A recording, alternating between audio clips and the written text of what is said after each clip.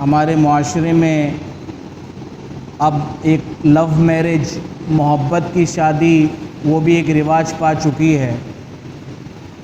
اس میں پھر دو قسمیں ہیں۔ ایک تو وہ ہے کہ ایک لڑکا ہے، وہ 3 4 5 لڑکیوں سے فلرٹ کر رہا ہے، محبت کے دعوے کر رہا ہے، وعدے کر رہا ہے، شادیوں کی باتیں کر رہا ہے۔ دوسری طرف دوسری لڑکی ہے تو وہ بھی اسی طرح کی باتیں کر رہی ہے، کسی ایک سے نہیں 3 4 کو اس نے بھی ٹریپ کیا ہوا ہے۔ کسی سے کیا باتیں، اس کا تو یہاں تذکرہ کرنا ہی بیکار ہے۔ انہوں نے تو اسلام کو مذاق بنایا ہوا ہے، وہ خود اسلام سے بیزار ہیں۔ یہاں آج جو بات ہوگی وہ اس لو میرج اور اس محبت کی شادی کی بات ہوگی کہ جس میں ایک لڑکا اور ایک لڑکی آپس میں انتہائی سیریس ہے اور وہ شادی کرنا چاہتے ہیں اسلام کے مطابق، اور وہ مسلمان بھی ہیں۔ اب وہ شادی سے پہلے ملتے ہیں، ساتھ جو ہے وہ دن گزارتے ہیں، کھاتے ہیں پیتے ہیں، کبھی ہوٹلوں پہ جاتے ہیں، کبھی باتیں کرتے ہیں، کبھی فون پر ملتے ہیں اور مختلف ایونٹ کے اندر ساتھ جاتے ہیں۔ ایسوں کے بارے میں شریعت کیا کہتی ہے؟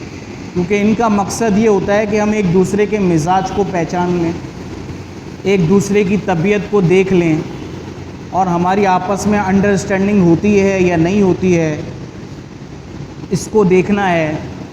تو کچھ سال اس طرح زندگی گزارنے کے بعد ایسے لوگ شادی کرتے ہیں کہ بھئی ہاں اب ہمیں یقین ہو گیا ہے کہ ہماری مزاج آپس میں ملتے ہیں اور ہم ایک دوسرے کے ساتھ رہ سکتے ہیں، اور ایک ہمارا سلسلہ نسل جو ہے وہ اچھی طرح چل سکتا ہے۔ تو اس کے بارے میں کیا کہا جائے؟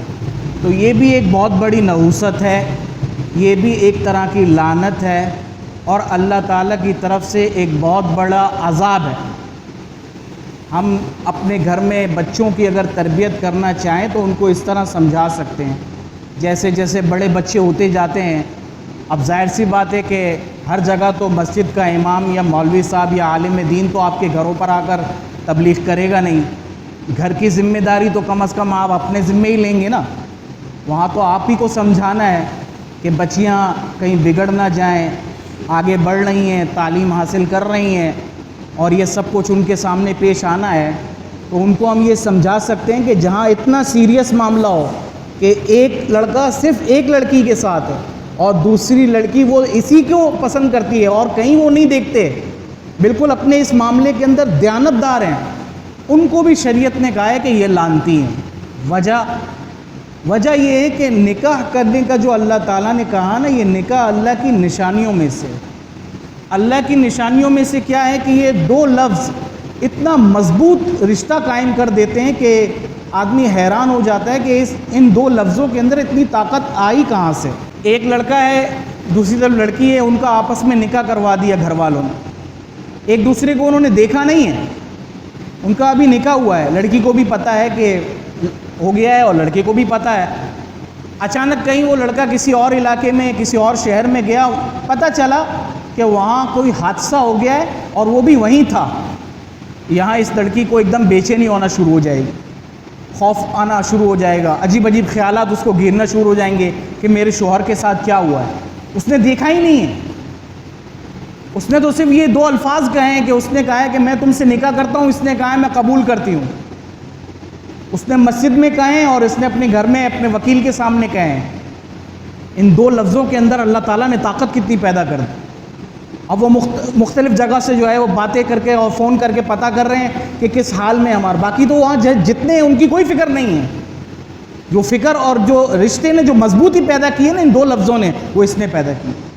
تو اللہ تعالیٰ جب یہ کہہ رہے ہیں کہ ہم نے ان دو لفظوں کے اندر اتنی گہری طاقت پیدا کی ہے، تو تمہیں اپنا وقت ضائع کرنے کی ضرورت کیا ہے؟ 2 سال 3 سال 4 سال کے بعد پھر وہ گھر والوں کو بتاتے ہیں کہ ہم نے یہ کرنا ہے اور ہم آپس میں اتنے وقت سے ریلیشن شپ میں ہیں اور اتنا ہمارا تعلق بن چکا ہے۔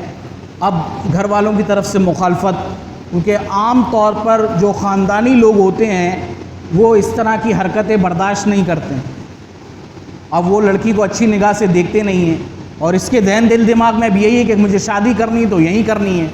اب پورے خاندان کی اور پورے گھر کی جو ہے وہ مخالفت موڑ لے گا، ایک یہ بھی مستقل لعنت ہے، یہ کوئی اچھی بات نہیں ہے، کیونکہ اس نے بنیاد غلط رکھی ہے۔ یہ جس طرح مزاج پرستی اور جس طرح طبیعتوں کو آپس میں ملانے کا جو طریقہ اس نے اختیار کیا ہے وہ شریعت کے خلاف کیا ہے۔ جو انڈرسٹینڈنگ آپس میں پیدا کرنا یہ چاہتے تھے اس کا طریقہ کار اس نے غلط استعمال کیا ہے، اور اب غلط استعمال کیا ہے تو اس کے غلط نتائج ہیں۔ وہاں لڑکی کے گھر سے الگ مخالفت ہے کہ بھئی ہم تو یہاں نہیں کرنا چاہتے، یہ تو ہمارے خاندان کا نہیں ہے، اور یہ تو ہمارے اسٹیٹس کا نہیں ہے، اور یہ ہماری سوسائٹی کا نہیں ہے، یہ لو کوالٹی کا ہے، یہ لو خاندان کا ہے، ہم اونچے خاندان کے ہیں۔ تو یہاں یہ ساری معاملات پیدا ہو جاتے ہیں۔ اب آپس میں جو ہے وہ پہلے تو سب کے مزاج آپس میں بگڑ جائیں گے، اب کرنا کیا ہے؟